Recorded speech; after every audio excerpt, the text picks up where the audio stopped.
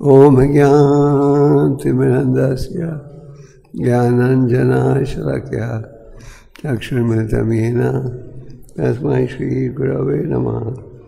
श्रीचैतन्यमनोभीष्टं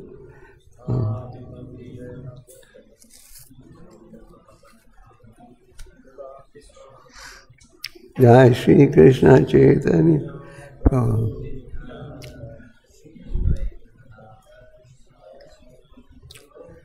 हरे कृष्ण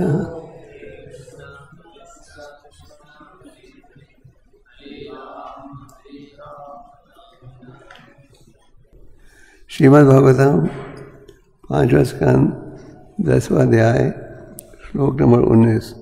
सीधा अनुवाद पढ़ लीजिए। 5, 10, 19 सीधा अनुवाद पढ़ दो। मैं आपको योग शक्ति का प्रत्यक्ष स्वामी मानता हूँ। आप आत्मज्ञान से भली भांति परिचित हैं।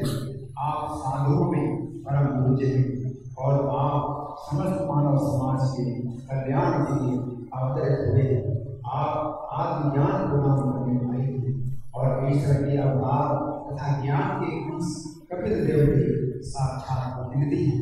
अतः मैं आपसे पूछ रहा हूँ, हे गुरु, इस संसार में सर्वाधिक सुरक्षित आश्रय कौन सा है?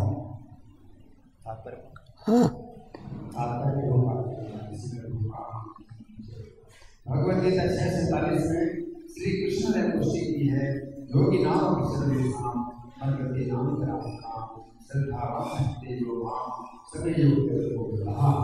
सब योगियों में भी जो योगी श्रद्धा भाव से मेरे बनाए होकर दिव्य प्रेम में भक्तियोग के द्वारा मेरी सेवा करता है, वह मुझसे परम अनुग्रह रूप में युक्त है और परम श्रेष्ठ है। जड़ भरत पूर्ण योगी थे। पूर्व जन्म में वे सम्राट भरत महाराज थे और अब वही साधुओं में महापुरुष और समस्त योग शक्तियों के स्वामी थे। यद्यपि जड़ भरत सामान्य जीव थे, किंतु श्री भगवान देव से समस्त ज्ञानों में बिना शर्त मिला था। अतः मैं साक्षात श्री भगवान माना जा सकता था। इसकी पुष्टि श्री विश्वनाथ चक्रवर्ती ठाकुर ने गुरु की प्रार्थना में लिखी इस पत्र में की है। साक्षात है समस्त शास्त्र है। जड़ भरत जैसा महापुरुष भगवान के तुल्य है, क्योंकि अन्यों को ज्ञान प्रदान करने के कारण वह ईश्वर का प्रतिनिधित्व करता है। यहाँ पर जड़ भरत को भगवान का प्रत्यक्ष प्रतिनिधि माना गया है, क्योंकि वे परमेश्वर की ओर से ज्ञान प्रदान कर रहे थे। इसलिए महाराज द्रौपद ने यह निश्चय किया कि उन्हीं से आत्मनिष्ठ के संबंध में क्यों न पूछा जाए। तद्विज्ञानार्थम सगरों की अभिप्रेक्षे यहाँ इस वैदिक आज्ञा की भी पुष्टि हो जाती है। यदि कोई ब्रह्म जिज्ञासा को जानने का इच्छुक है तो उसे जड़ भरत जैसे गुरु के पास जाना चाहिए। अहम च युगेश्वरम आत्मतत्त्वा विदाम मुनिनाम परमं गुरुम अवाय प्रस्तुतं प्रवृत्ता किम यह रामेतात शिक्षाधरण ज्ञान कलवातिदानम। तो आप जद भारत और महाराज रघुगणा के विषय में इस अध्याय में पढ़ रहे हो और आपने देखा कि जद भारत जो थे कोई साधारण पुरुष नहीं थे। जैसे प्रभुपाद जी तात्पर्य में कहते हैं, जद भारत जो थे पूर्व जन्म में कौन थे? महान संत भारत महाराज। पूरे पृथ्वी को एक समय भारतवर्ष कहा जाता था, क्योंकि उनका शासन इतना सुंदर था, लोग इतने सुखी थे कि पूरे पृथ्वी को भारतवर्ष कहा जाता था। जब राजा धार्मिक हो और राजा अपने आप को वहाँ के प्रतिनिधि के रूप में माने, तो पूरा समाज सुखी बनता है। आज भी हम देखते हैं कि लोग राम राज्य की चर्चा करते हैं। तो जद भारत महाराज थे, उन्होंने अपने राज्य को त्याग कर जंगल में गए थे तपस्या बढ़ाने के लिए। और वहाँ जैसे आप पढ़ बैठे हो, एक हिरण के प्रति आकर्षित हो गए, तो यहाँ में हम वापिस होना भगवान, जहाँ भी व्यक्ति का मन होगा मृत्यु के समय उसी प्रकार का देह प्राप्त होता है। तो उन्हें इस पशु के रूप में जन्म ग्रहण करना पड़ा, पर ज़्यादा देर के लिए नहीं। और फिर उन्होंने जन्म लिया ब्राह्मण खानदान में। ब्राह्मण खानदान में जब जन्म लिया, उन्हें ज्ञान था क्या गलती की है उन्होंने अपने पूर्व जन्म में, इसलिए बहुत दृढ़ होकर विद द अटमोस्ट डिटर्मिनेशन उन्होंने ये निर्णय कर लिया कि इस देह में मैंने गलती नहीं करना। और उनका व्यवहार था जैसे गूंगे हैं और बहरे हैं। एक समय डाकुओं ने उन्हें उठाकर ले गए थे दुर्गा देवी के चरणों में अर्पण करने के लिए, और उस स्थिति में भी जब भारत घबराए नहीं, भगवान का चिंतन करते गए। फिर वही चाकू जिससे डाकू जल भारत को काटने वाले थे, दुर्गा ने उसी चाकू से इन डाकुओं को काटा। कहने का तात्पर्य है उस स्थिति में भी वो घबराए नहीं। तो जब भारत का समाज में ऐसा व्यवहार था, वो गूंगे और बहरे हैं, लोग उन्हें ताना मारते थे, हंसते थे, और जब भी वो विचलित नहीं हुए, लंबे थे। और एक दिन जब वो खड़े थे बाजार में और महाराज रघुनाथ को पलकी में उठा कर ले जा रहे थे कथा सुनने के लिए, उनके सेवकों ने उन्हें बुलाकर कहा, आओ राजा को उठाने में सहयोग दो। वो भी साथ जुड़ गए। पर जैसे हमने पढ़ा, वो पलकी तेज जाने के बजाय ज़्यादा धीमे जाने लगी, जिसके कारण राजा ने अपने सेवकों को डांटा।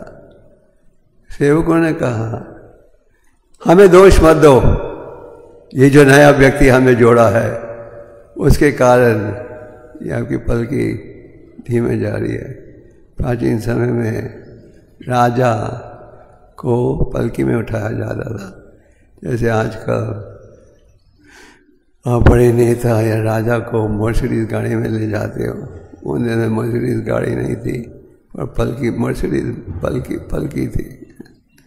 तो पलकी धीमे जाने लगी, जिसके कारण राजा ने डांटा।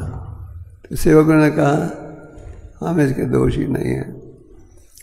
और फिर जब राजा को पता लगा कि नया व्यक्ति जो जुड़ा है वो है दोषी, तो राजा बड़ा क्रोधित हुआ। शुरू में तो जज भारत ने सह लिया, तो फिर जज भारत ने देखा कि अब ये राजा अपराध कर रहा है ज़्यादा, वो बोले। जो वो बोले, रघुनाथ समझ गए, अरे क्या गलती कर ली मैंने। ये गूंगा और बहरा व्यक्ति नहीं है, ये तो आत्मा ज्ञानी व्यक्ति दिखता है। मैंने कैसे अपराध कर लिया कि महाराज रघुनाथ आखिर वो पलकी में कहाँ जा रहे थे? कथा सुनने के लिए। कथा सुनने के लिए कौन जाता है? जिसकी रुचि हो आध्यात्मिक विषय में। तो रघुनाथ बिल्कुल अज्ञान नहीं थे, धार्मिकता में उनकी रुचि थी। वो कपिल आश्रम में जा रहे थे कपिल देव की शिक्षा का ज्ञान प्राप्त करने के लिए। तो जब उन्होंने सुना, प्रभुपाद जी कहते थे, sage is recognise when he speaks, बुद्धिमान व्यक्ति ये पहचाना जाता है जब वो बोलता है। तो जब जज भारत बोले तो रघुनाथ समझ गए उन्होंने गलती कर ली है, और तुरंत पलकी से नीचे उठे और उन्होंने जज भारत को प्रणाम किया। और प्रणाम करके क्या कहा, मुझे किसी विषय का डर नहीं है, पर सबसे ज़्यादा डर है मुझे एक विषय का। वो क्या है? वैष्णव अपराध। शिव जी के ट्राइडेंट का भय नहीं है, इंद्र के थंडरबोल्ट का डर नहीं है, और वैष्णव अपराध का मुझे बड़ा भय है। मैंने वैष्णव अपराध किया है, मुझे माफ़ कर दो।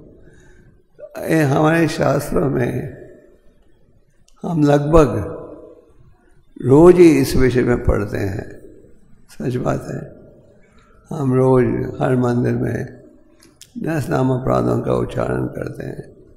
तो सबसे पहला नाम अपराध कौन सा है? कौन सा है?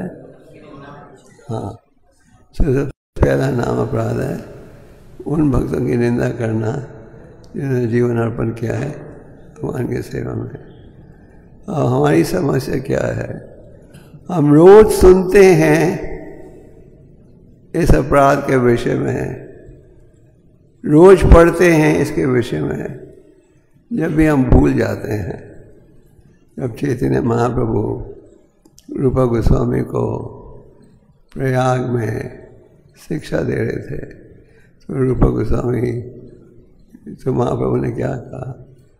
ये भक्ति का बीज हमें प्राप्त होता है अनेक जन्मों के पश्चात। प्रबंध प्रभिदे को न भगवान और जी गुरु कृष्ण कृपा पाए भक्ति लता बीज। ये नहीं कि हर व्यक्ति को ये ज्ञान प्राप्त होता है। भक्ति लता बीज का अर्थ है ये ज्ञान कि भक्ति सबसे महत्वपूर्ण सेवा है, भक्ति सबसे महत्वपूर्ण कार्य है। ये ज्ञान हर व्यक्ति के पास नहीं होता। अनेक योनियों में गुजरने के पश्चात ये ज्ञान मिलता है। और इसके साथ ये ज्ञान भक्ति का अर्थ है खास करके कलयुग में भगवान के नामों का उच्चारण। तो जब हम भगवान के नामों का उच्चारण करते हैं या बीज को पानी पिला रहे हैं, तो ये बीज उगता है। और आगे महाप्रभु ने कहा कि हमें सावधान रहना चाहिए कि गलत व्यक्ति अंदर बगीचे में नहीं आ जाएं। जैसे आपने इस मंदिर के चारों तरफ बड़ी ऊंची दीवार रखी है। क्यों रखी है? ऊंची दीवार इसलिए रखी है कि गलत व्यक्ति अंदर नहीं आ पाए।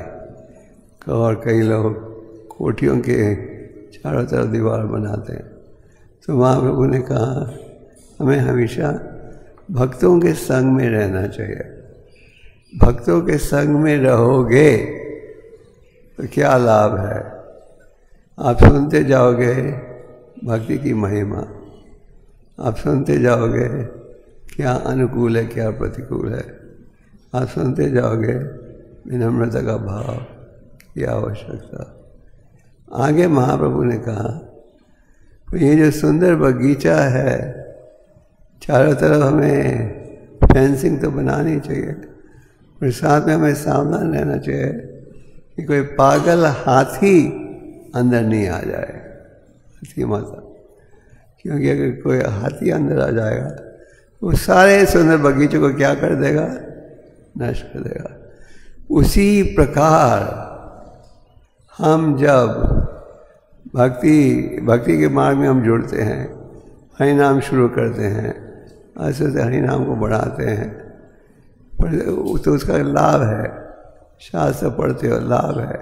अगर आप वैष्णव अपराध करोगे तो वो सब बेकार में चले जाएगा। इसलिए महाप्रभु ने कहा इस अपराध से हमें बचो। और इस विषय में हमारे शास्त्र में अनेक उदाहरण हैं। और ये उदाहरण क्यों दिए जाते हैं? इसलिए कि हम इनसे बचें। जैसे बड़ा ये प्रसिद्ध उदाहरण है अमरीश महाराज का। अमरीश महाराज राजा थे और जिन्होंने बड़ा अच्छा उदाहरण दिया कि मन बुद्धि इंद्रियों का उपयोग कैसे करना चाहिए भगवान की सेवा में। सर्वे मना कृष्ण पदारविंदयो। उन्होंने कहा कि मन को सदा भगवान के चरण कमलों का स्मरण करो। तो अमरीश महाराज ने दुर्वासा मुनि को बुलाया था प्रसाद के लिए, और दुर्वासा ने कहा मैं आता हूँ। और अमरीश महाराज का जब समय था वर तोड़ने का, उन्होंने ब्राह्मणों की सलाह ली अब क्या करें, दुर्वासा ने आना था, आया नहीं अभी तक। तो ब्राह्मणों ने कहा जल पी लो, जल पीने से अपराध भी नहीं माना जाता। दुर्वासा मुनि में इतना घमंड था कि उसने बड़ा अपराध महसूस किया, मुझे बुलाया था बहुत प्रसाद के लिए और मेरे आए बगैर खा लिया। कि उन्होंने एक राक्षस सीखे से पैदा कर दिया डराने के लिए, अमरीश महाराज को नुकसान पहुंचाने के लिए।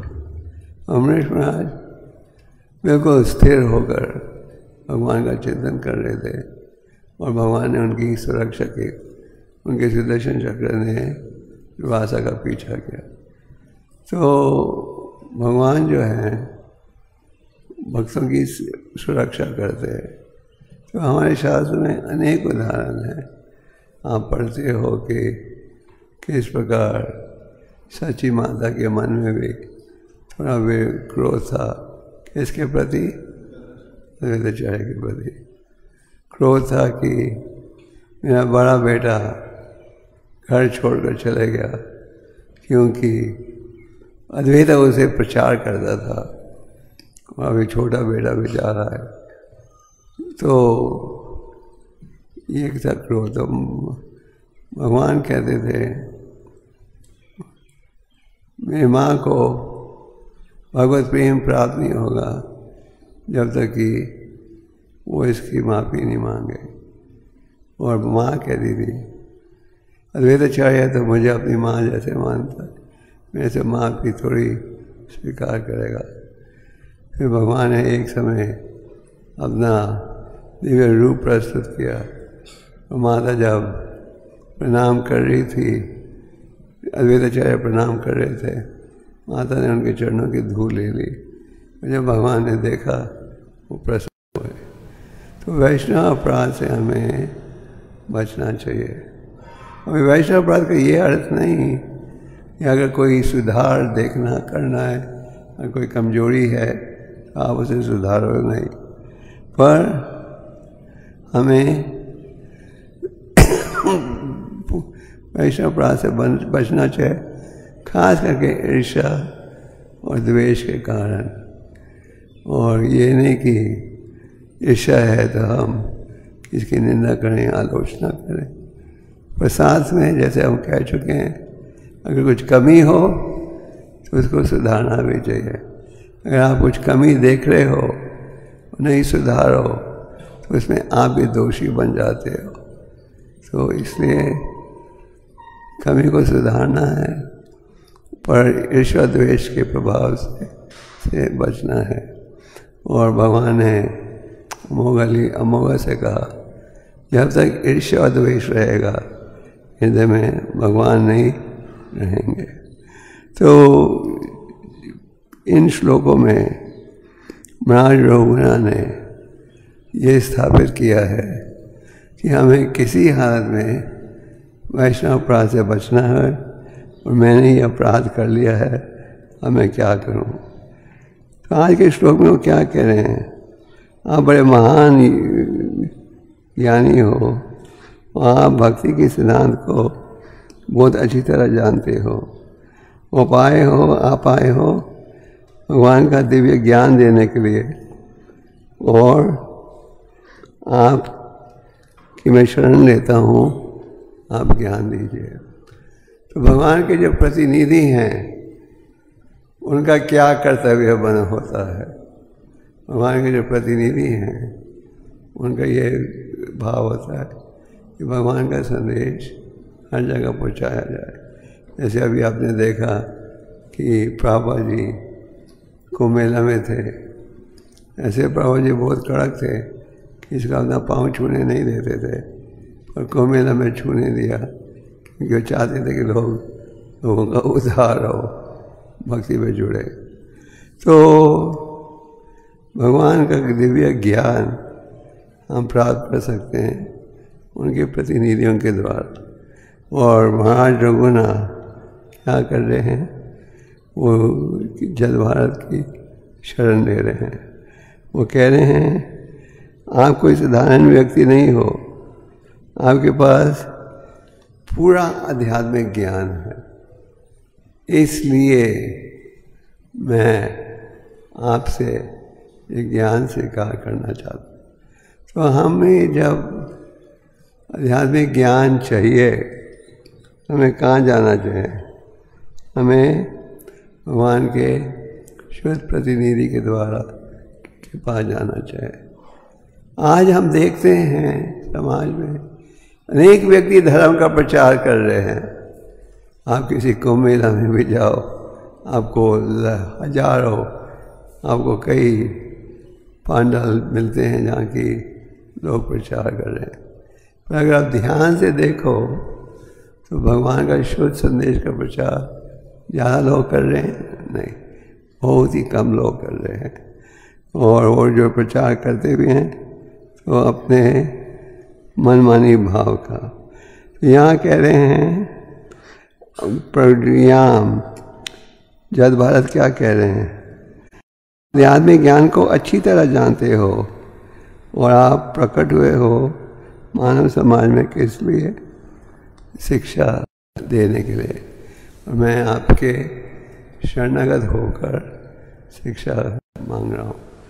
तो ये है आध्यात्मिक मार्ग का उन्नति करने का मार्ग। इसलिए चैतन्य महाप्रभु ने कहा सबसे पहले कदम है हमें प्रमाणिक गुरु की शरण लेनी चाहिए। प्रमाणिक गुरु से जो कि शास्त्र के अनुसार प्रचार करता है, प्रचार के साथ आचार भी। ये नहीं हम प्रचार करें और आचार नहीं हो। और पहले कदम में गुरु की शरण लो। आगे महाप्रभु ने कहा सेवा करो, और सेवा का अर्थ क्या है? गुरु के आदेश का पालन। वापु और वाणी दो मार्ग हैं जिनके द्वारा आप प्रमाणिक गुरु को पहचानते हो, वापु और वाणी। वापु का अर्थ है ध्येय की संगत, वाणी का अर्थ है शिक्षा का पालन। तो वाणी और वापु दोनों महत्वपूर्ण हैं, पर ज़्यादा महत्वपूर्ण है वाणी। और जैसे प्रभुपाद जी कहते थे, अपने पूरे जीवन में प्रभुपाद जी अपने गुरु को कोई 6 और 7 बार मिले, और उन्होंने उनके वाणी को हृदय में बिठा लिया था। इसलिए भागवतम के प्रथम स्कंद में Prabhupada dedicated to his Guru and says, he lives forever by divine instructions and the follower lives with him. तो जो गुरु है वो जीवित रहता है अपनी दिव्य शिक्षा के द्वारा। जो शिक्षा का पालन करे वो गुरु की शिक्षा है, गुरु के साथ रह रहा है। तो चैतन्य महाप्रभु ने कहा गुरु की शरण लो, फिर दीक्षा लो। ठीक समय आने पर दीक्षा लो।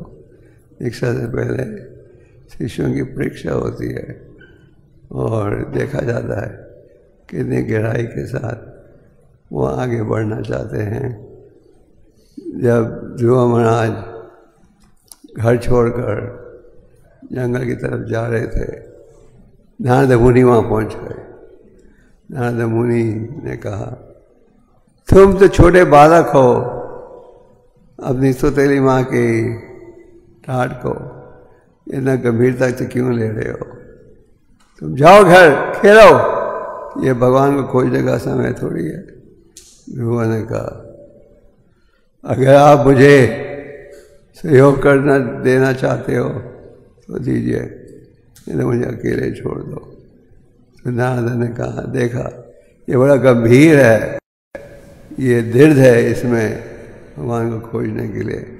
और फिर उन्होंने उपदेश दिया। तो दीक्षा लो, फिर ये पूछो मुझे क्या त्यागना चाहिए भक्ति में आगे बढ़ने के लिए। जब भक्ति में जुड़ते हो हमें कई चीज़ों को त्यागना पड़ता है, इसलिए चैतन्य महाप्रभु ने कहा जो अनुकूल है स्वीकार करो, जो प्रतिकूल है उसे त्यागो। अगर हम सोचें कि हम भक्ति में आएंगे पर कोई त्यागेंगे भी नहीं तो इस मार्ग में सफलता प्राप्त नहीं होगी। पर अगर हम कहें हाँ जो प्रतिकूल है उसे त्यागो। जब हम साधु संग में रहें हमें क्या करना चाहिए? एक दूसरे के सहयोग से पूछना चाहिए क्या मुझे त्यागना चाहिए, क्या मेरी कमजोरियां हैं ये देखो। हम क्या सोचते हैं, नहीं हमारे गम हमेशा तारीफ सुनना चाहते हैं, पर महाप्रभु कहते हैं ये पूछो कि क्या मुझे त्यागना चाहिए। और रूप गोस्वामी इस विषय में कहते हैं कोई त्यागना भी पड़े तो जरूर त्यागो। तो जद भारत तैयार हैं, महाराज रघुनाथ ने जद भारत की शरण ली और उनसे भीख मांगा कि आप मुझे शिक्षा दीजिए। और इस अध्याय में आप पढ़ते हो कि जद भारत ने शिक्षा देना आरंभ किया और अगले अध्याय के आरंभ में रघुनाथ ने कहा मुझे समझ आ गया है पर पूरे रूप से नहीं, तो आप कृपा करके फिर से और गंभीरता के साथ मुझे और शिक्षा दीजिए। तो इससे हमें क्या संदेश मिलता है? इससे हमें ये संदेश मिलता है कि ये नहीं कि एक बार सुनोगे तो समझ आ जाएगा, हमें बार बार सुनना पड़ता है, बार बार बड़े ध्यान से पढ़ना चाहिए फिर समझ आएगा। इसीलिए कहा गया है नस्त प्रेषु उपदेशु नित्यम भगवत सेवया भगवती उत्तम श्लोक है भक्ति भावती। हमें बार बार इस संदेश को सुनना चाहिए। और कैसे सुनोगे? पढ़ने के द्वारा, फिर ये हृदय की मैल दूर होगी। तो जद भारत शिक्षा दे रहे हैं और रघुनाथ शिक्षा दे रहे हैं। हालांकि राजा थे तो जब उन्होंने देखा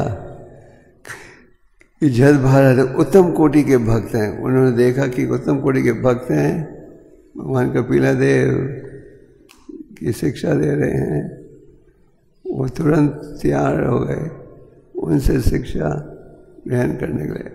तो शिक्षा अगर हम ग्रहण करें हमें भगवान के प्रमाणिक प्रतिनिधि द्वारा ग्रहण करनी चाहिए।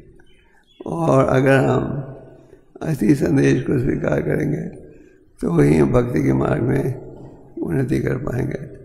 तो जद भारत ने वही असली ज्ञान दिया और जिसके कारण महाराज रघुनाथ उनके शरणागत हो गए। तो हमें शरणागत होना चाहिए प्रमाणिक गुरु के, और प्रमाणिक गुरु की शिक्षा 100% निर्भर है शास्त्रों के ऊपर। और जो गुरु साधु शास्त्र, शास्त्र का अर्थ है भगवान की वाणी। आज आप देखते हो कई प्रसिद्ध प्रचारक जिनके पीछे लाखों लोग भागते हैं, पर अगर आप उनकी शिक्षा को देखो तो क्या देखोगे?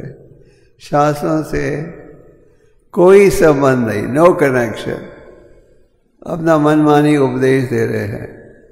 मनमानी उपदेश का क्या वैल्यू? हाँ, जैसे आप पढ़ते हो हम सब में 4 प्रकार के दोष हैं, तो हमारे विचार से उसका क्या लाभ? तो अनेक धर्म के प्रचारक हैं और वो धर्म का असली संदेश नहीं दे रहे। जो प्रमाणिक गुरु है वो शास्त्र के आधार पर, धर्मांतर साक्षात भगवत प्रणीता, धर्म का अर्थ है भगवान की वाणी। तो भगवान की वाणी के आधार पर चलोगे तो कोई गलती नहीं हो पाएगी। तो जद भारत ने क्या शिक्षा दी? शास्त्र पर आधारित। तो वही होना चाहिए संदेश। जैसे प्रभुपाद जी की गीता को यथारूप क्यों कहा जाता? क्योंकि वो 100% शास्त्र पर आधारित है। तो प्रमाणिक गुरु का ये कर्तव्य बनता है कि शास्त्र के आधार पर शिक्षा दी जाए। और साधु जो संदेश परंपरा में आ रहा है, प्रभुपाद जी कहते हैं ये संदेश परंपरा में आ रहा है।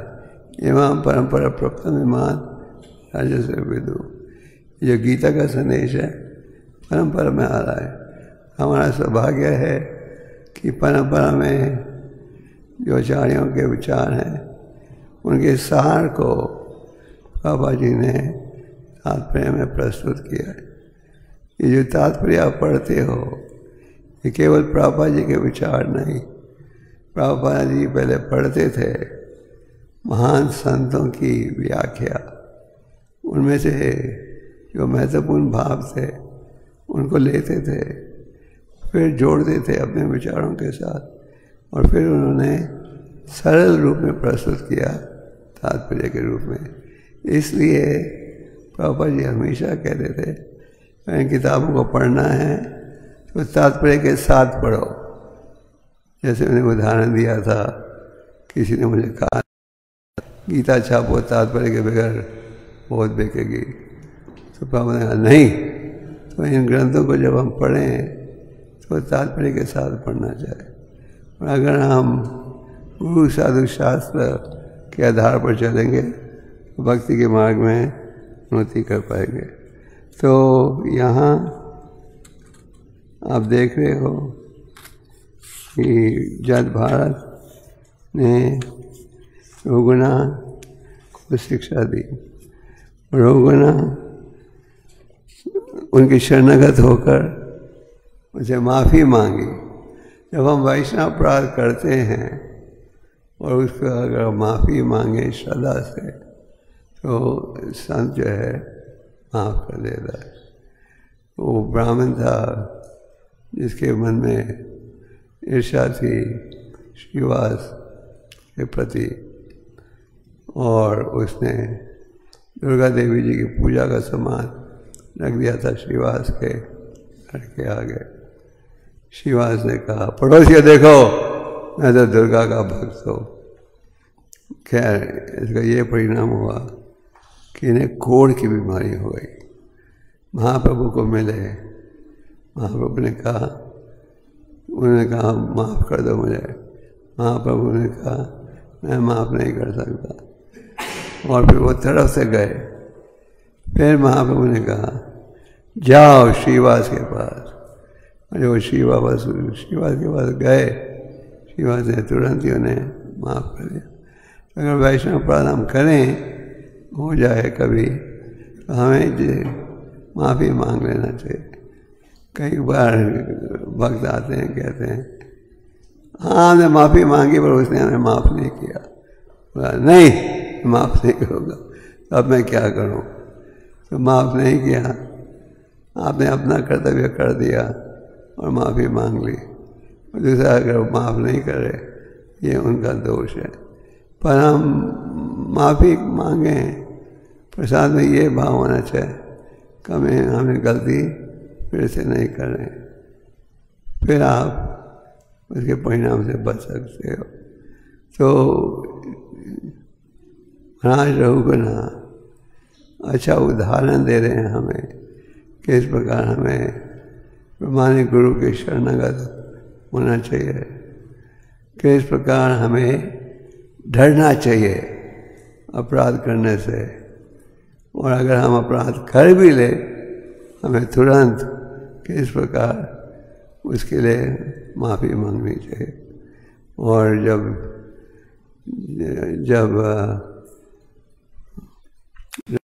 ने माफ़ी मांगी, जब भारत ने तुरंत ही उन्हें माफ़ कर दिया। जज भारत ने उन्हें डांटा नहीं, तुरंत ही माफ़ कर दिया।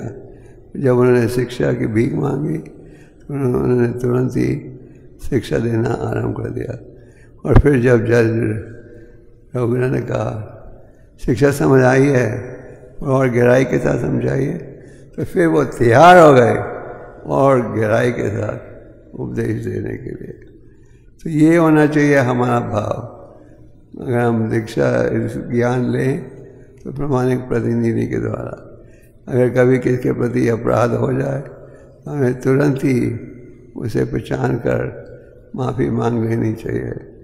और इस भावना से नहीं, अपराध करेंगे माफ़ी मांगेंगे, इस भावना से कि हम भविष्य में सावधान रहेंगे।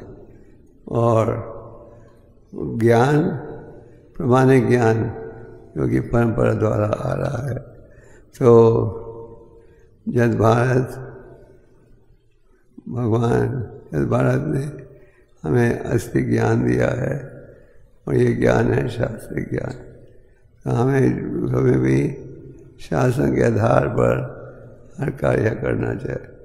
और शास्त्र के आधार पर करेंगे तो फिर भक्ति के मार्ग में आगे बढ़ पाएंगे। तो आज के श्लोक में महाराज रघुनाथ जज भारत की प्रशंसा कर रहे हैं, वो स्वीकार कर रहे हैं कि आप कपिला देव भगवान की शिक्षा दे रहे हो, उनसे भीख मांग रहे हैं, कृपा करके मुझे ज्ञान दीजिए। ये होने चाहिए हमारे में भी भीख की भावना।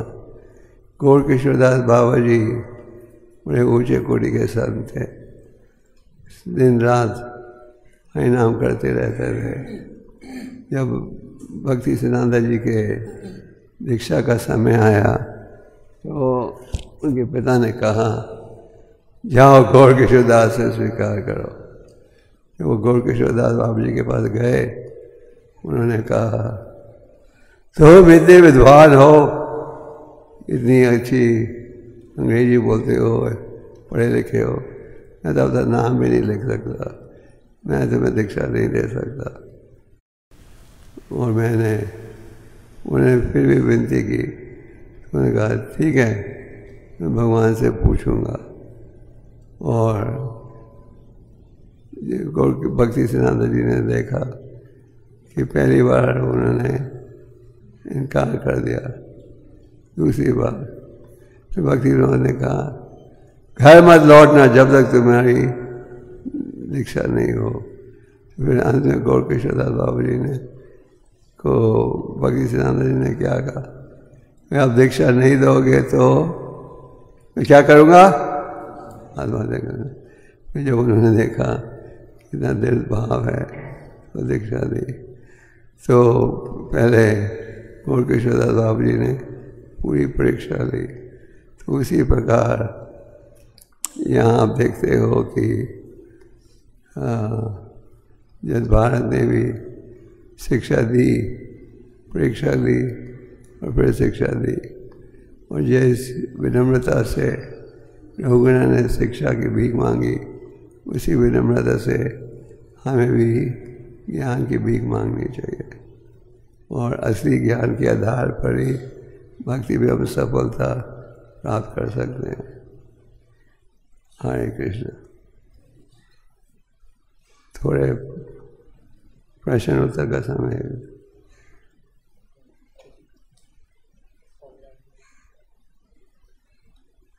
Okay, questions.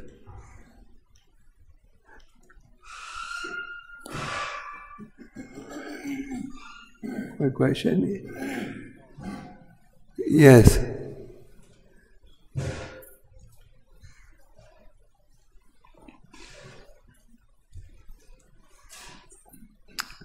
पूछे। I think everyone is sitting that this is a more than 6 feet. Am I right?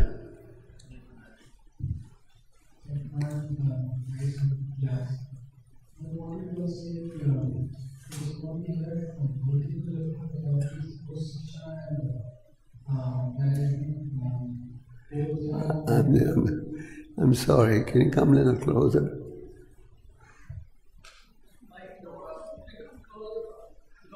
because you have ego, you know. But I want to answer this question. नहीं माइक दो इनको। अच्छा बोलिए। Speak a little louder.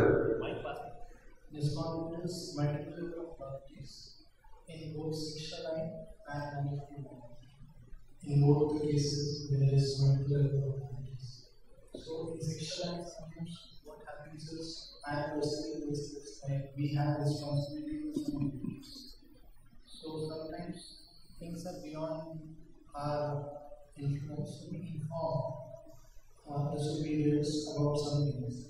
So, what happens is, when the superior reflect upon those things to the people about whom we tell, then they sometimes feel like we are making complaints of them. We are complaining about them, and it's sort of some like the relationship then goes bad.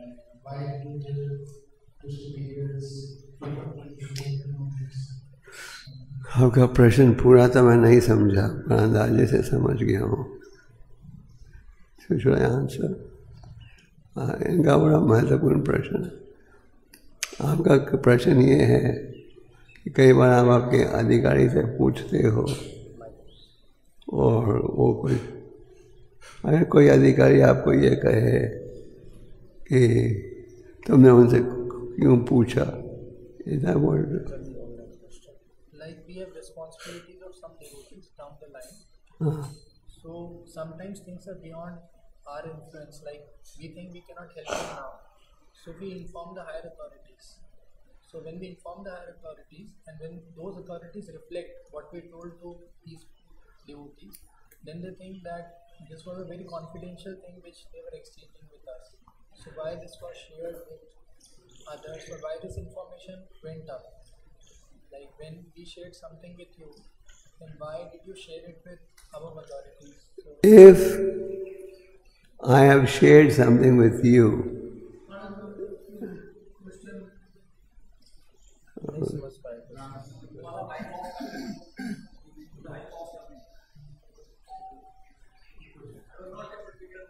इनका प्रश्न ये है कि जैसे इनके अधीन कोई भक्त है तो वो भक्त इनसे प्रश्न पूछता है कुछ, और ये अगर ठीक से जवाब नहीं दे पाते हैं तो अपने से ऊपर अधिकारियों से बोलते हैं, तो इनके ऊपर का जो अधिकारी भक्त है वो उसको बताता है, तो वो भक्त इनसे शिकायत करता है कि मैंने आपको अपनी कुछ गुप्त बातें बताई थी, तो आपने ऊंचे अधिकारी को क्यों बताई? तो अगर मैंने आपको कुछ गुप्त बातें बताई हैं और फिर मैं बताऊं तो अलग बात है, पर अगर मैंने बताई हैं आपने आगे बता दिया है तो इसमें कुछ आपने गलती नहीं की, क्योंकि आपको ये नहीं बोला था कि किसी को नहीं बताना। और अगर लगे कि ये समझना चाहिए जो लाइन ऑफ जो मैनेजमेंट स्ट्रक्चर है इसका उनका इट इज़ वेरी साइंटिफिक। मान लो जैसे आप कोई डिपार्टमेंट के इंचार्ज हो, आपके ऊपर भी कोई अधिकारी है, उनके ऊपर भी कोई अधिकारी है, उनके ऊपर भी कोई अधिकारी है, और असल में देखा जाए छुपाने की क्या बात, कोई गुप्त बात हो और अगर हम बोलें मत बताओ किसी को, फिर गुप्त रखना चाहिए, फिर हमें किसी और को नहीं बताना चाहिए। अगर हमने नहीं कहा ये बात किसी को मत कहना, पर कई बार क्या होता है आप डिसीजन लेने के लिए जो आपसे सीनियर डिवोटी हैं उनको जब तक पूरा इतिहास नहीं पता होगा वो ठीक एडवाइस कैसे देंगे। आप डॉक्टर के पास जा रहे हो दवाई के लिए, आप डॉक्टर को बीमारी के हर सिम्टम नहीं बताओगे तो डॉक्टर दवाई कैसे देगा। तो कई बार to get proper remedy you have to say everything. तो इसमें जो हम गुप्त बातें करते हैं, एक रूप से in spiritual life we have no secrets, but at the same time कई बार हमारे कोई कमजोरी होती है जो हम किसी को बताना नहीं चाहते, वो बातों को सीक्रेट रखना चाहिए। हम ये नहीं कहें इसमें ये कमी है, ये करता है, ये करता है। जो सीनियर डिवोटीज हैं, they should also deal with respect. और ये जो लाइन ऑफ अथॉरिटी हैं, this is very nicely designed by Prabhupada as a president, secretary. Is that your question? So sometimes, and suppose I have told you something in confidence, and the matter goes to the next level, then what you can do, you can ask that devotee, Prabhu, you told me this in confidence, but do you mind if I share it with the temple president or take his permission? And then if he's sincere, he'll say, no problem. And ultimately you want to solve the problem. We don't want to satisfy egos.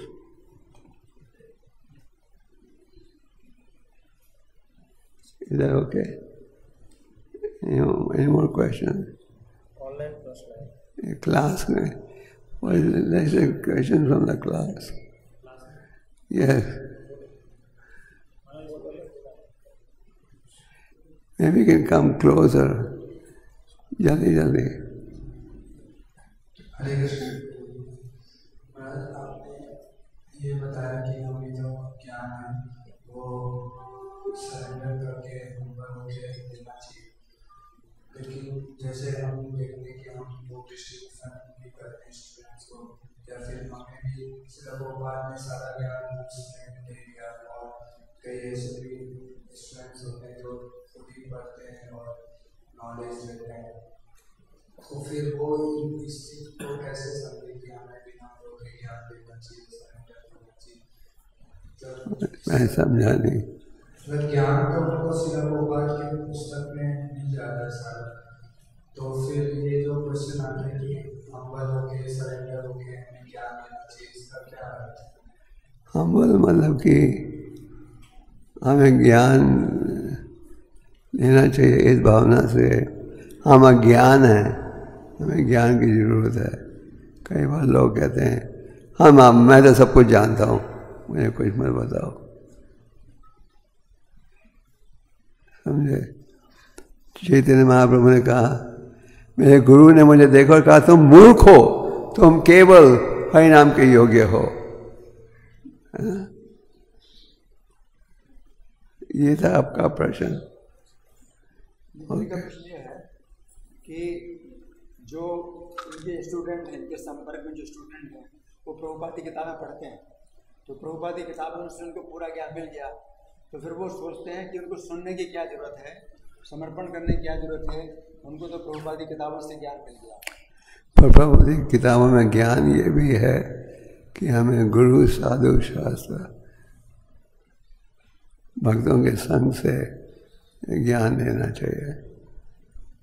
ये नहीं कि किताब पढ़ने से आप college क्यों जाते हो, आपको प्रोफेसर भी चाहिए पढ़ाने के लिए।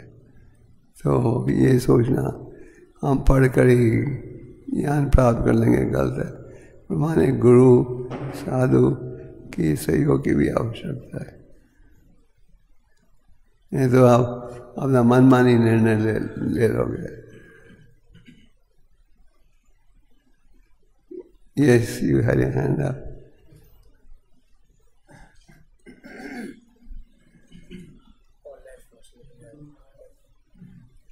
You have to speak a little louder.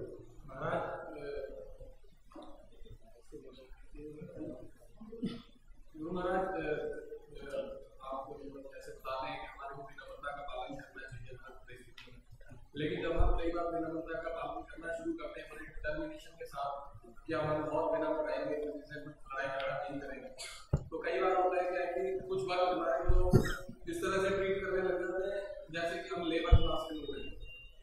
तो उस समय पे कैसे करना चाहिए कि मतलब कि जब आप हम्बल होने का प्रयास करते हो, दूसरे व्यक्ति आपका फ़ायदा उठाते हैं। वो आपको, मान लो किसी ने आपका फ़ायदा उठा लिया और आपको कुली बना दिया, कृष्णा का कुली। आपने कहा था ना लेबरर, तो लेबरर का एक दूसरा नाम है कुली। मान लो आपको कृष्णा का कुली भी बना दिया, आपका तो लाभ ही है, आपने ज़्यादा सेवा की भगवान के लिए। भगवान की सेवा में आप कभी ऐसी स्थिति में नहीं पहुंच सकते कि आपने बहुत ज़्यादा कर लिया। जितना करो उतना ही कम है।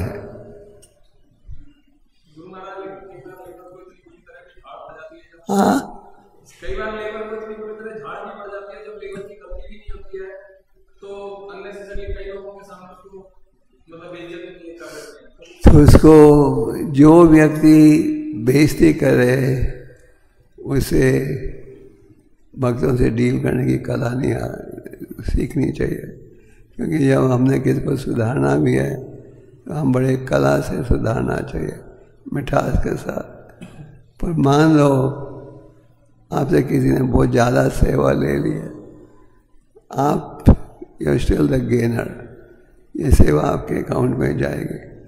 और मान लो कोई आप ठीक डीलिंग कर रहे हो पर दूसरा व्यक्ति ठीक डीलिंग नहीं कर रहा, तो आपको फुल पॉइंट मिलेंगे, और जो ठीक डील नहीं कर रहा जो उसके पॉइंट्स माइनस हो जाएंगे। Nobody is karma free, senior or junior. मैं ये नहीं कह सकता आई एम सीनियर, जो भी करूँगा ठीक ही करूँगा। हमें भी बड़े सावधानी से चलना पड़ता है, हम ठीक कर रहे हैं या नहीं। या हाँ, क्वेश्चन कहाँ से आ रहा है? हाँ, ओके। आप कहते हैं कि ना मन से द्वेष, मन से ये अपराध कभी भी नहीं लगते, पर ईर्ष्या तो हम मन से ही करते हैं, उसको कैसे समझें? ईर्ष्या और द्वेष मन से करते हो, पर मन से next step is practical execution. तो मन में शुद्ध विचार रखोगे तो शुद्ध कार्य करोगे, मन में बुरा सोचते जाओगे, ईर्ष्या द्वेष रखोगे, तो आपका आचरण भी उसी प्रकार का होगा। इसलिए हमें, हालांकि छूट है, पर इसका हमें लाभ नहीं उठाना चाहिए। In the end you will suffer. नीचे से आया कि उनको किसी वैष्णवी माता जी के प्रति अपराध हो गया, तो अभी क्या है? वैष्णवी माता जी अपराध हो गया है तो उन्हें कह रहा आई एम सॉरी। माता जी की उम्र जवान है, तो आप किसी सीनियर डिवोटी को बोलो मेरा अपराध हुआ है, आप मेरे ब्याह पर ये कन्वे कर दो।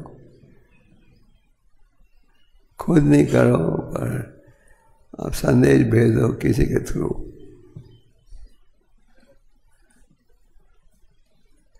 Yes. Thank you for asking question. Maharaj, we try our best to maintain good relationship with all Vaishnavas, but despite our best efforts, people doubt our motives, that we are envious and we are political and things like that. Let us not fight the feeling that I am not being understood. For the doubting soul, there is no happiness now or later. If you're always doubting somebody's intentions, then that's not good. We have to have faith. Chanakya Pandit said, deal with others the way you want others to deal with you. So what do we want? We want others to have faith in us. So we should also have faith in them. Chanakya Pandit said, look upon everyone's assets as garbage. Look upon every woman except your mother, and deal with others the way you want others to deal with you. So we want to deal with respect. We want to be treated with respect. So we should also respect others. If I'm thinking, I'm always being truthful and the other person being dishonest, then that's the cause of most of the problems. We tend to overestimate ourselves and underestimate the neighbor. And that's the crux of the problem. 99% of management issues are just around this principle. I'm right, you're wrong. You don't know how sincere I am. Everyone thinks it's God's gift to humanity. Okay, any more questions? Online है, पूछ रहे हैं, अनजाने में अगर अपराध हो जाए तो फिर कैसे? अनजाने में अपराध हो जाए आपको एक रूप से थोड़ी छूट है, पर अनजाने में अपराध बार बार हो तो फिर छूट नहीं है ना? Any more questions? भक्ति और कर्तव्य का कैसे पालन कर सकते हैं? कर्तव्य का मतलब है जो आपकी जिम्मेदारी है, भक्ति संबंधित कर्तव्य किस क्षेत्र में? भक्ति के क्षेत्र में। भक्ति का अलग और जो काम काज करते कैसे बैलेंस करें दोनों? जो भक्ति के संबंध में है वो कर्तव्य हमें करना चाहिए। जैसे महाप्रभु ने कहा, जो अनुकूल है उसे स्वीकार करो, जो प्रतिकूल है उसे त्यागो। This is a broad guideline. Any more questions? Online question है कि बता रहे हैं कि घर पे मंगल आरती अच्छा करना रहेगा या फिर जब करना चाहिए? घर में या मंगल आरती करें या जब करें? जब भी करो, मंगल आरती भी करो, दोनों करो। कि मतलब कितना समय है? मंगल आरती करना भी जरूरी है, जप करना भी जरूरी है। तो ये तो नहीं हम कह सकते मंगल आरती करो और जप मत करो, या जप करो और मंगल आरती मत करो, दोनों करो। And if there's a will, there's a way. कोई रास्ता निकल आएगा। कितना समय आपके पास रोज सुबह?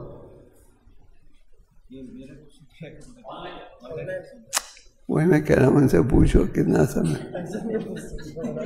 आप बोल दीजिए, वो सुन रहे हैं। ओके, आप प्रयास करना चाहिए मंगल आरती भी रोज करो और जप भी रोज करो। पहले मंगल आरती करो, फिर जप शुरू करो। ये ऑनलाइन क्वेश्चन है। सर पे वो क्वेश्चन है, सर पे वो क्वेश्चन नीचे बैठे हैं। हरे कृष्ण महाराज, कभी कभी जब किसी अथॉरिटी को हम किसी की कमी बताते हैं ताकि वह भक्ति में बढ़ सके, तो वह अथॉरिटी हमारा नाम उस व्यक्ति को बता देते हैं, जिससे हमारा संबंध उससे खराब हो जाता है और अथॉरिटी सेफ रहता है, जिसके कारण हमको भी किसी का भी सीक्रेट अथॉरिटी को नहीं बताते हैं। Complicated question. तो आप अथॉरिटी को बताते हो, इसमें ये कमी है। बोल देते हैं कि उन्होंने ऐसा बताया था, उससे वो सेफ हो जाते हैं, बट जिन्होंने बताया वो फंस जाते हैं, तो इसलिए फिर उस अथॉरिटी को सीक्रेट बताना बंद कर देते हैं। जो अथॉरिटी को जरा कला आनी चाहिए डीलिंग के लिए। अगर आप मुझे बताओ, मैं दूसरे को बता दूँ, ये ठीक नहीं है। जरा कला होनी चाहिए बात करने में। अगर आपने किसी को बताया तो वो सीनियर लेवल का है, ये मैं नहीं कह रहा, उसने कहा था, मैं तुम्हें वापस बता रहा हूँ। तो कहते हैं अपना नाक पहुँचाने के लिए नहीं है। अगर किसी ने बोला है, तो हमें इतनी सीक्रेट्स रखनी भी नहीं चाहिए। मान लो हमारे में कोई कमजोरी है तो हम सुनाते हैं, तो जब सब भक्तों को पता होगा तो ही आप सुधरोगे। नेक्स्ट क्वेश्चन है कि सुनने में रुचि कैसे डेवलप करें? सुनने में रुचि कैसे डेवलप करो? सुनने से। जितना सुनोगे रुचि बढ़ेगी, सुनोगे नहीं रुचि नहीं बढ़ेगी। जाप करोगे तो जाप में रुचि बढ़ेगी, जाप नहीं करोगे तो जाप में रुचि नहीं बढ़ेगी। Am I right? Just one or two more questions, then we stop. कि आपने बताया कि जो गुरु के आदेश का पालन करता है गुरु हमेशा उसके पास रहता है, परंतु हम प्रयास करके भी आदेशों का पूर्ण पालन नहीं कर पाते, तो क्या इस स्थिति में आप हमारे साथ रहेंगे या आप और हमें इससे कैसे अनुभव करें? मैंने कहा था जो प्रभुपाद ने कहा, प्रभुपाद ने कहा I never forgot my Guru's teachings. He lives forever by divine instructions and the follower lives with him. तो इससे क्या मिलता है? जो शिष्य है अगर गुरु के संदेश का पालन करे तो उसे हमेशा लगेगा मैं गुरु के साथ हूँ, पर अगर वो गुरु के संदेश का पालन नहीं करे तो फिर उसे लगेगा ओह गुरु तो मुझे 10 साल में एक बार मिलता है। असली शक्ति है वाणी में, वो मैंने बताया।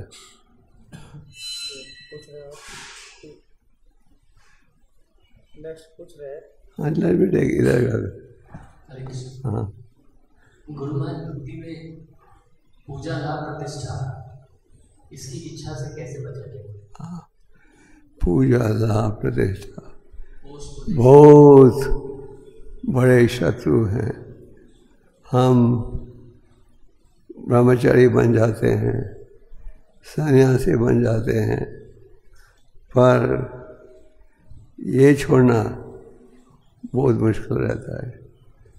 तो हम सन्यासी बन जाते हैं, ब्रह्मचारी बन जाते हैं, पर मन में यही चाहते हैं वहाँ प्रशंसा हो, ये पूजा की जाए, आदर मिले, हमें ये पहचाना जाए हम हैं सबसे अच्छे भक्त। इससे हमें बचना है और इसलिए कहा गया है विनम्रता। विनम्रता का अर्थ है पूजा लाभ इनसे भी बचना। इनसे कैसे बचोगे? जब आप मानोगे ये देह से आपको संबंध छोड़ना है। पूजा लाभ क्यों चाहिए? हम शरीर से आइडेंटिफाई कर रहे हैं, हम ब्रह्मचारी हैं, पर हम सोचते हैं हम तो सबसे अच्छे ब्रह्मचारी हैं, यहाँ दूसरों का क्या तुलना हमारे सामने। हम सन्यासी हैं, हम सोचते हैं हम सबसे अच्छे सन्यासी हैं, सबको हमारी तारीफ करनी चाहिए।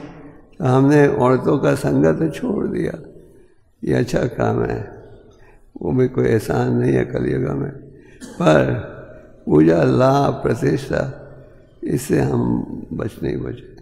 हमें इससे बचना चाहिए। पूजा लाभ ये उम्मीद रखना कि सब मेरी तारीफ करें, सब कहें मैं कितना अच्छा हूँ, सब मेरे इशारे से चले, मंदिर में मेरे इशारे से हर चीज़ होनी चाहिए। ये पूजा लाभ से बचना है। आपने स्त्रियों की संगत त्याग दी, पर मन में यही है मेरा आदर होना चाहिए, मुझे ये मुझे हर अनाउंसमेंट करना चाहिए हमेशा, वो भी खतरनाक है। पूजा लाभ रघुनाथ दास गोस्वामी कहते हैं this is comparable to stool, मल, ये सबसे बड़े शत्रु हैं। यस मेरा क्वेश्चन है कि जब हम पीवीटी में आए थे तो हमें सिखाया जाता है कि वैष्णवों का सम्मान करना चाहिए सभी का, और डिवोटीज जितने भी टेंपल में सबका सम्मान करना चाहिए। पर धीरे धीरे हम जैसे मंदिर में जब सेवन लिया उसके बाद में आगे बढ़े तो देखा कि ये भी सोचते थे कि जो टेंपल अथॉरिटीज का सम्मान नहीं करते हैं वो लोग गलत करते हैं। तो उसमें देखते गए कि कई लोग हैं जो कि नहीं करते सम्मान, गुरु का सम्मान करते हैं, वो जो कह रहे हैं अपने मन से चलेंगे, तो वो तो जो कर रहे हैं वो करेंगे, पर अभी कैसे उनके प्रति अपना सम्मान बनाए रखें? प्रभुपाद जी भागवतम में कहते हैं 3 श्रेणी के शिष्य हैं। एक है जो जानता है कि गुरु का क्या आदेश है, चैंट, रीड, गुड साधना, तो बोले बगैर करता है। दूसरा श्रेणी का शिष्य है, गुरु कहता है ये करो ये करो ये करो, वो कहता है हाँ यस आई विल डू, और करता है। और तीसरे श्रेणी का भक्त शिष्य है, चाहे गुरु कुछ भी कहे, करेगा वही जो मनमानी है, जो मन में। तो प्रभुपाद जी कहते हैं so you can decide whether you want to be a first class disciple, second class or third class. तो आपने जब पूछा है उनके प्रति हम अभी भी सम्मान कैसे बनाए रखें? वो तो जो करना है वो करेंगे, हम कैसे अपना हृदय में उनके प्रति सम्मान बनाए रखें? किन के प्रति? दूसरे भक्तों के प्रति, जो गड़बड़ करे या नहीं करे, जो भी। जो अगर कोई भक्त एग्जाम्पलरी नहीं है, उनके प्रति भी हम कैसे सम्मान बनाए रखें? आप सम्मान रख सकते हो, बट डोंट फॉलो देम। हम सबसे विनम्रता से बात कर सकते हैं, पर उनके आदेश से चलें, जो ऑल्सो एग्जाम्पलरी डिवोटीज हैं। अगर आप देखते हो ये तो बड़े बड़े लेक्चर देता है पर करता कुछ और है, तो उसको फॉलो करने की कोई ज़रूरत नहीं है।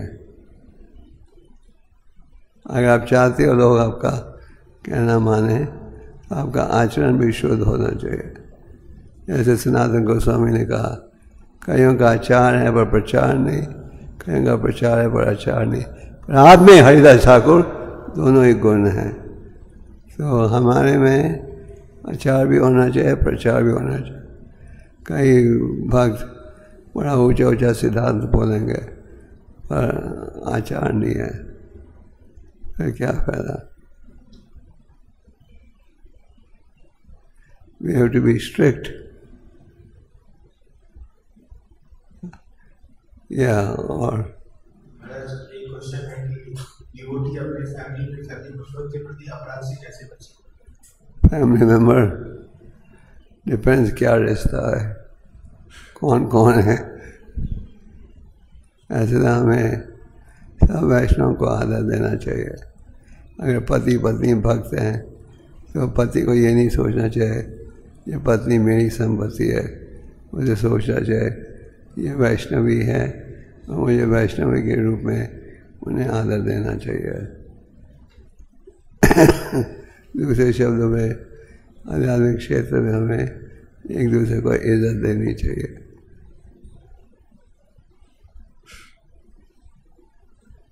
Any more questions? मुझे एक प्रश्न है कि यदि गुरु अपने शिष्य का त्याग कर दिया तो शिष्य को क्या करना चाहिए? गुरु शिष्य को त्याग है मतलब फिर वो शिष्य सचमुच बड़ा लो लेवल पर होगा। तो वो शिष्य को कहना चाहिए मैं सुधारना चाहता हूँ, बोलो क्या करूँ।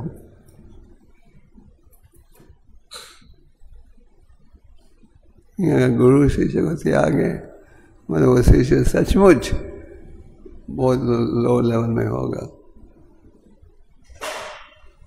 Okay, yes.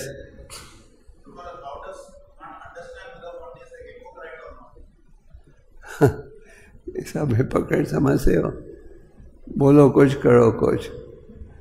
हम बोलते हैं सिगरेट मत पियो, हम खुद पीते हैं। हम बोलते हैं 4 नियमों का पालन करो, हम खुद नहीं करते। So what's your question? My question is, if I am a hypocrite, I do not know I am a hypocrite. So how will I understand I am a hypocrite? Therefore, it is recommended that we be in the association of devotees. And when you associate with devotees, there are 3 levels. More advanced, equally advanced, less advanced. So if you are with devotees, the more advanced, and you ask them, हम जब भक्तों के साथ रहते हैं आपको मिलेंगे जो आपसे ज़्यादा उत्तम हैं, आपके बराबर के हैं और आपसे कम ज्ञान रखते हैं। और आप जब उत्तम के भक्तों को मिलो उनसे पूछो प्रभु मेरे में कुछ कमी दिख रही है, कुछ सुधार करना चाहिए मुझे, बताओ प्लीज़, मेरी तारीफ मत करो। भक्ति सिद्धांत जी कहते थे बी वेयर ऑफ फ्लैटरर्स, अगर कोई तारीफ करे तो उसे तुम डर जाया करो। पर हम चाहते हैं सब तारीफ करें, तुम कितने अच्छे संगीतकार हो, कितने अच्छे प्रचारक हो। ये तारीफ तो जो उत्तम भक्त हैं उनसे आप पूछो क्या सुधार करना चाहिए मुझे, तो वो तो हम पूछते नहीं हैं। हम लोग, आप ईमानदारी से पूछिए कितने बार हफ्ते में आप किसी सीनियर भक्त के पास जाते हो और पूछते हो इनमें क्या सुधार करना चाहिए, आपको क्या टूटियाँ दिखती हैं मेरे में। कोई करता है ऐसे? How many people come to you and say क्या सुधार करना चाहिए मुझे? Anyone comes?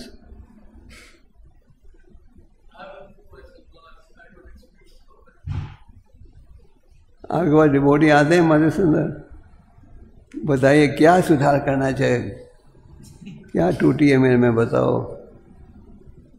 हम तो सोचते हैं हमें कोई टूटी है ही नहीं, सब टूटियाँ दूसरों में हैं, हमारे में थोड़ी है। वो है अहंकार का प्रॉब्लम हो गया। हाँ,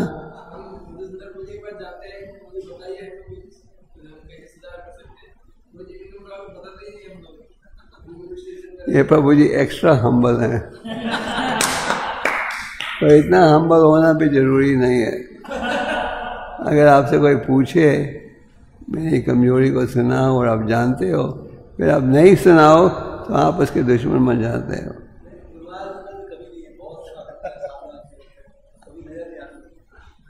नहीं, मतलब है अगर हम जानते हैं कि इसमें कुछ कमी है और हम छुपा रहे हैं क्योंकि हम चाहते नहीं वो लोगों को पता लग जाए, हम उस व्यक्ति के दुश्मन हैं, मित्र नहीं है। कई बार हम सोचते हैं वो मेरे मित्र है तो मैं उसे बचा रहा हूँ, नहीं, आप उसके दुश्मन हो। जब किसी में कुछ कमी हो तो हमें एकदम सुना देना चाहिए। हाँ,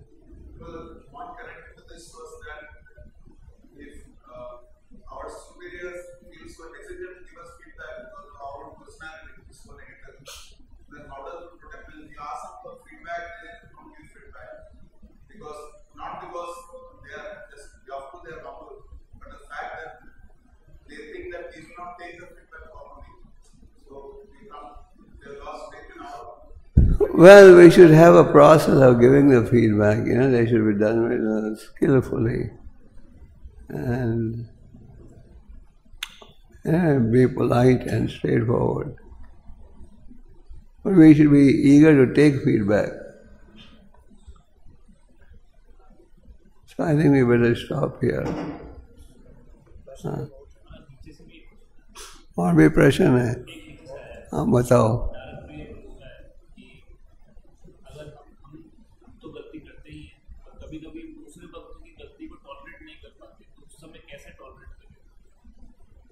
तो आप जो मंदिर के अधिकारी हैं उनसे चर्चा करो कि ये कमजोरी है, ये सुधारना चाहिए।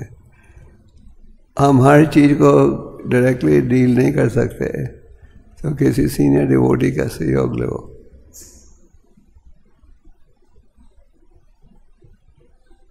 प्रश्न और भी है अगर लेना चाहेंगे। बस एक प्रश्न एक बार पूछ रहे हैं कि कई बार ईर्ष्या का क्रोध करते हैं और अपशब्द भी बोलते हैं, तो हमें क्या करना चाहिए? क्या? कई बार ईर्ष्या के कारण क्रोध करते हैं और अपशब्द बोलते हैं, गाली दोगे तो दाग आप पर ही पड़ेगा। जो अवैष्णव आचरण दिखाएगा सजा उसी को मिलेगी। आप जब गलती करोगे आप सोचते मैंने गाली देकर उसकी बेइज्जती की, आपने उसकी बेइज्जती की, आपने अपना आध्यात्मिक जीवन घटा दिया, अंत नुकसान आपका ही है। तो हम अपराध करते हैं, हम ही उसके दोषी बन जाते हैं। Okay, will stop now.